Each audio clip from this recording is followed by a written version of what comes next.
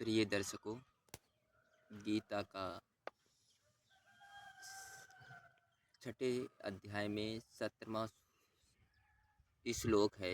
युक्ता आहार विहारस्य युक्ता चेष्टस्य कर्मसु युक्ता स्वप्ना बोधस्य योगो भवति दुःख।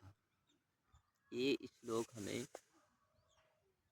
अपने जीवन की युक्ति दे रहा है और संसार से छूटने की मुक्ति दे रहा है।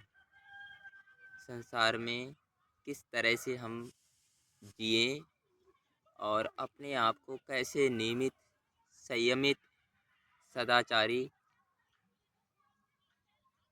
आहार, विचार और व्यवहार से अच्छा रखें।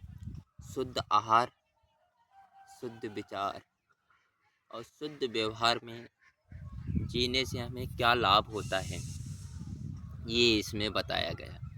अगर व्यक्ति का आहार ठीक है तो सीधी सी बात है कि उसका शरीर स्वस्थ रहेगा। आज इतने पोल्यूशन होने के बावजूद भी वह अपने शरीर की लंबे समय तक रक्षा कर सकता है, निरोगी बन के अपना जीवन जी सकता है। जब व्यक्ति का शरीर स्वस्थ होता है तो वह मानसिक रूप से भी अच्छे विचार कर सकता है, व्यवहार विचारों को शुद्ध रख सकता है। वह राजसिक, तामसिक विचारों में नहीं जाएगा, वह सात्विक विचारों में रह सकता है। वह जब व्यक्ति स्वस्थ शरीर होता है, स्वस्थ मन होता है, वह व्यक्ति ही अच्छे व्यवहार के विषय में सोच सकता है। अच्छा व्यवहार, अब एक व्यक्ति दरिद्र है, गरीब है, मानसिक कुपोषण में है, गलत विचारधारा का है, वो क्या अच्छा व्यवहार करना चाहेगा? वो अपने भरण पोषण के लिए ही समाज में अपना व्यवहार अपनाएगा।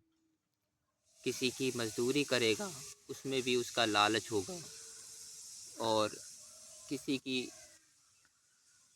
कोई भी वस्तु लेने का उसका भाव होगा। किसी की भी कोई भी वस्तु उसके लिए प्रिय हो सकती है, वो चाहे कोई पदार्थ हो, चाहे घर परिवार की हाँ, कोई संबंधों में हो, जिसको हम कहते हैं अश्लीलता, चाहे वो अश्लीलता से संबंधित हो।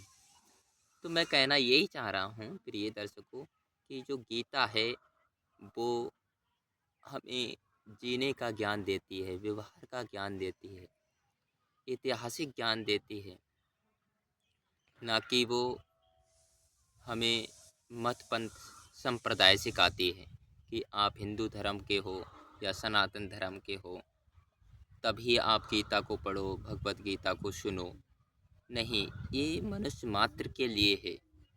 श्री कृष्ण जी हमेशा अपने आप को ईश्वर से तुलना करते हैं कि हमारे जो कर्म हैं वो हमारे कर्म नहीं हैं, वो ईश्वर के कर्म हैं। जो ईश्वर का ज्ञान है, ईश्वर वह जो निराकार है, अत्र तत्र सर्वत्र है, जो इस सृष्टि के हर एक कण कण से लेके पूरे दृश्य जगत को बनाता है, उसको चलाता है और उसकी प्रलय करता है। इस सृष्टि में जो जीव हैं, जो कर्म करते हैं, खासकर जो मनुष्य हैं, वो जो कर्म करते हैं उनके कर्मों को देखता है और उन कर्मों के अनुसार यथायोग्य फल देता है।